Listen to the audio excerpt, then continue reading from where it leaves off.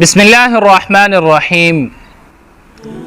محترم ورونو، نبی کریم صلی الله علیه وسلم خیری کړی دی هغه روزدار ته چې هغې باندې رمضان المبارک تیر شي او هغې ته مغفرت ونشي.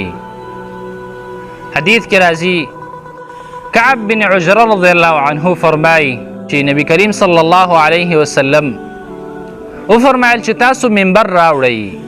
موږ منبر حاضر که نو کله چې اولی پړوي ته وخته وی ویلې آمین،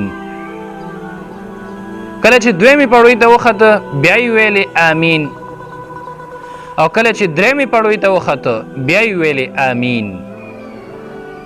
کله چې راکوش نو موږ ورته وویل یا رسول الله، موږ خو نن تا نه داسې یو څه واورېدل چې دې نه مخکې موږ کله تا نه نه و اورېدلي، ناشنا څه هم د نه واورېدل.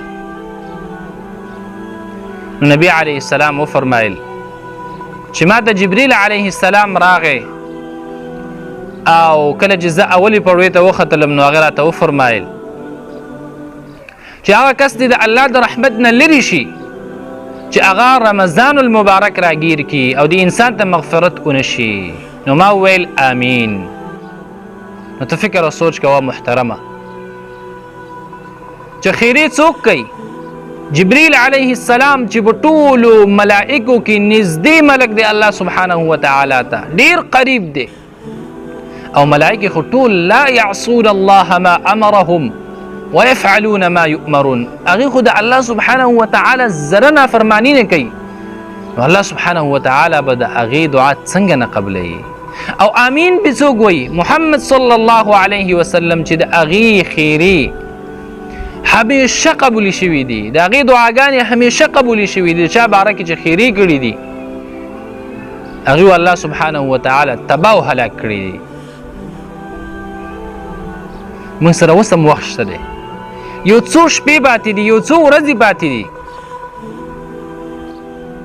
موقع شته چې الله سبحانه وتعالی ته ودرېږو او ورته وجاړو، زارۍ ورته وکړو چې الله مونږ ته مغفرت وکړي. چېرته شیطان دې دوکه نه کړي محترمه، الله سبحانه وتعالی انسان ته مغفرت کوي، بخنه کوي، او دا یې مونږ سره وعده کړې ده وَإِذَا سَأَلَكَ عِبَادِي عَنِّي فَإِنِّي قَرِيبٌ أُجِيبُ دَعْوَةَ الدَّاعِ إِذَا دَعَانِ فَلْيَسْتَجِيبُوا لِي وَلْيُؤْمِنُوا بِي لَعَلَّهُمْ يَرْشُدُونَ. الله سبحانه وتعالی د دعا کوونکي دعا قبلی چې موږ خپل ټول ګناهونه الله ته وړاندې کړو چې یا الله موږ په دې پښیمانه یو، موږ ځان سره ظلم کړی دی، اصل چې د رمضان تیر شي او موږ بیا هم ګناهونو کې ډوب یو، بیا هم موږ ته بخښنه نه شوي، بیا هم موږ ته مغفرت نه شوی.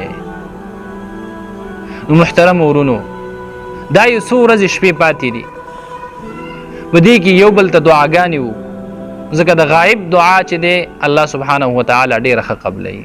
کله چې یو انسان د بل ورور باره کې دعا غواړي د الله نه، د هغې نه د مغفرت دعا غواړي چې یا الله دې زما ورور ته مغفرت وکړي، ملایکې د دې انسان دپاره مغفرت غواړي، او د ملایکو مغفرت چې دی هغه خو الله سبحانه وتعالی خامخا قبلوي.